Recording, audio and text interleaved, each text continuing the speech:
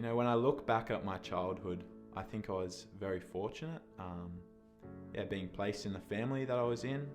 I see that my parents established our family on, solid foundation and, good values. I was quite appreciative to have an encounter and a relationship with Jesus at the age of 5. It wasn't all perfect. Throughout going into school, I was bullied a bit. And I think, throughout that, season of the early part of my life, I even developed a strong sense of fear. I had night terrors from a young age, and that was, rocked my world, pretty hard. I think throughout school, I developed a strong sense of rejection or fear of rejection. But I think the start of the healing journey was, at the end of junior school, where I got healed from the night terrors. And I didn't have one since through high school. So that was, pretty awesome. So when I was in year 8, my family moved to what is now known as Celebration Church. It was quite an extreme culture shock.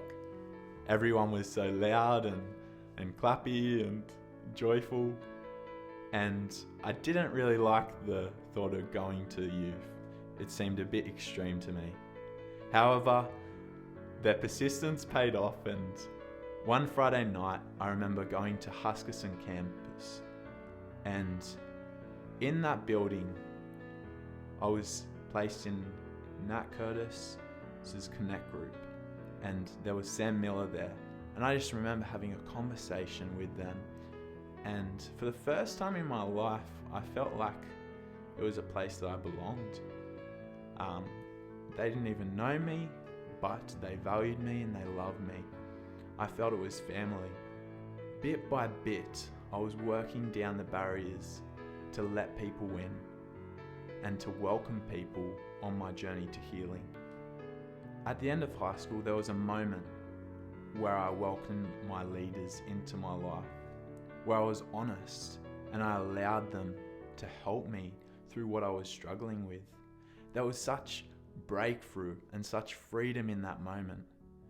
Yet when I left school, there were people that left my life, whether it was leaders that I looked up to or friends that I'd established connections throughout school. And in this moment, I felt so lonely. I felt like I was doing life alone, despite my leaders being present in my life and having people around me. In this moment, my sister encouraged me. Hey, this is a moment where God can become your best friend. So throughout the next couple of years, I went on this journey, discovering who God is as a friend. That I'm no longer called a slave or a sinner, but I am a child of God, and I'm called God's friend. It's in that moment where God became real in my life, where He became my Savior. My favorite thing that I've learnt in my relationship with God is that God has come to give us life and have it abundantly.